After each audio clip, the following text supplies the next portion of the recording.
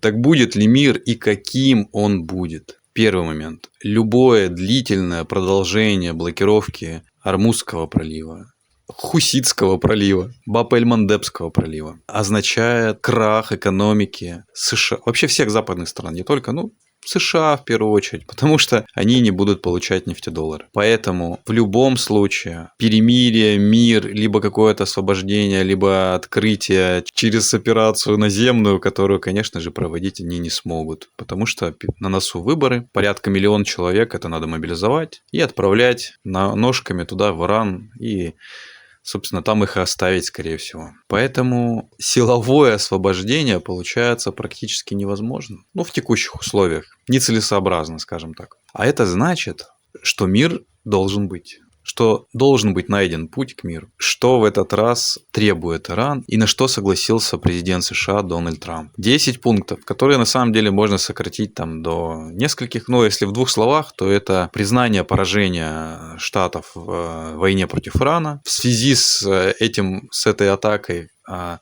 ущерба, компенсация. И, соответственно, закрепление нового, не мирового порядка, но нового порядка, регионального порядка. Это отмена всех санкций. Это целых 3 пункта. Отмена текущих санкций, предыдущих санкций, отмена постановления Совета Безопасности ООН и производителей МАГАТЭ, это Международное агентство по энергии.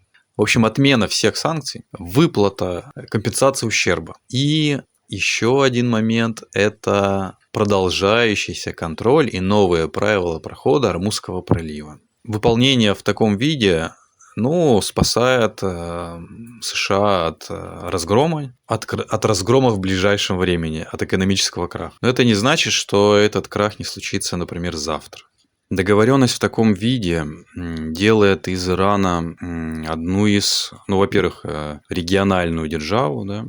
И многие спрашивают, будет ли мировая война. Но сейчас такие обстоятельства, что мировые экономические, что именно такой мировой войны, которая в понимании того, что блок А против блока Б, становится, скорее всего, невозможным. Тут, скорее всего, наоборот, деление на территории. И в каждой территории, Европа, Азия, Америка Северная, Америка Южная, местного значения войны. Причем теоретически возможно для таких стран, которые находятся и в Европе, и в Азии, например, участие с обеих сторон. Причем в разных коалициях. Например, Турция могла бы в Европе быть на стороне Евросоюза, а, например, в Азии быть на стороне Ирана. Вполне возможно. Но на самом деле не решается главный вопрос, потому что если Иран будет пропускать на тех же условиях, на которых он и пропускал, он очень быстро разбогатеет, и просто вся компенсация ущерба и дальнейшая прекрасная жизнь для Ирана будет за счет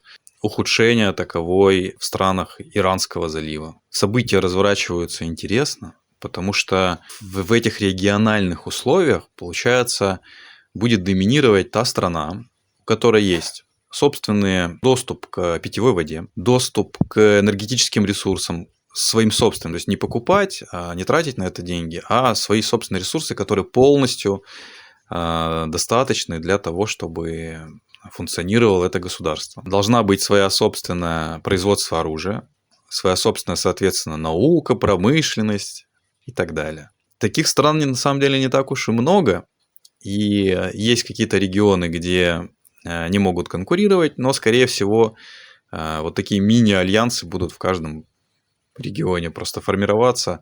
Из стран с аналогичным уровнем будет уже перераспределяться среди... Я имею в виду, чтобы не было конкуренции, да. Но все равно, получается, в глобальном мире, который строили США ранее, для России, это страна для того, чтобы брать оттуда ресурсы. Германия страна, чтобы там делать автомобили, и Япония тоже. Какие-то высокотехнологичные, эти вещи. А теперь придется автомобили делать в каждой стране. Ресурсов, к сожалению, в каждой стране нет. И от этого уже будет возникать такая ситуация, когда автомобиль, сделанный в Германии, на международном рынке, не будет конкурировать, например, с китайским автомобилем, который сделан на основе того, что у него есть дешевый доступ к недорогим ресурсам через тот же Иран или из России, например.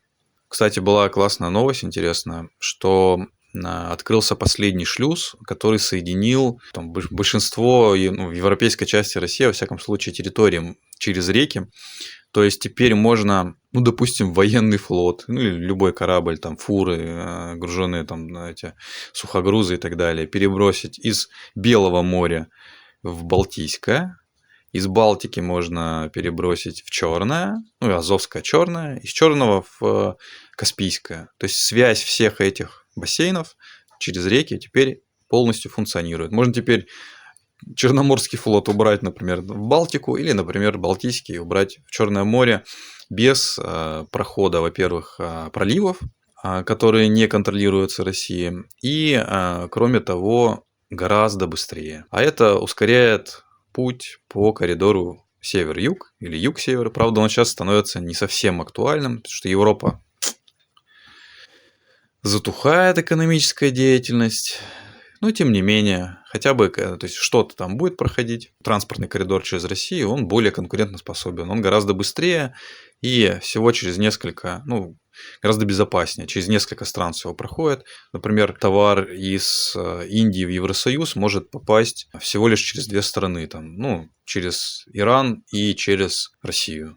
И уже он может оказаться в Евросоюзе. Короткий путь, экономия по деньгам, безопасный путь. И почему нет? Также есть коридор Запад-Восток. То есть то же самое, допустим, в Европу товары или из Европы могут идти, соответственно, в Китай. В целом для России складывается наиболее благоприятная ситуация экономическая.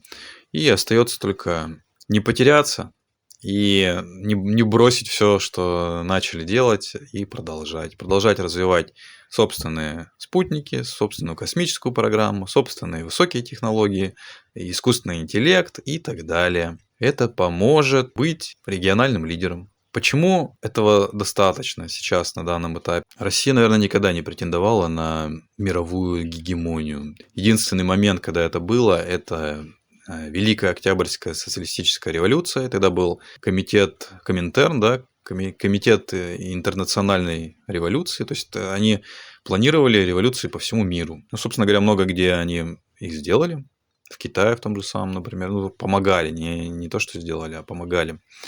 И получается, что сделали такой сюрприз-бокс такой замедленный, то есть клад такой закопали, который сейчас на самом деле достаточно хорошо помогает России.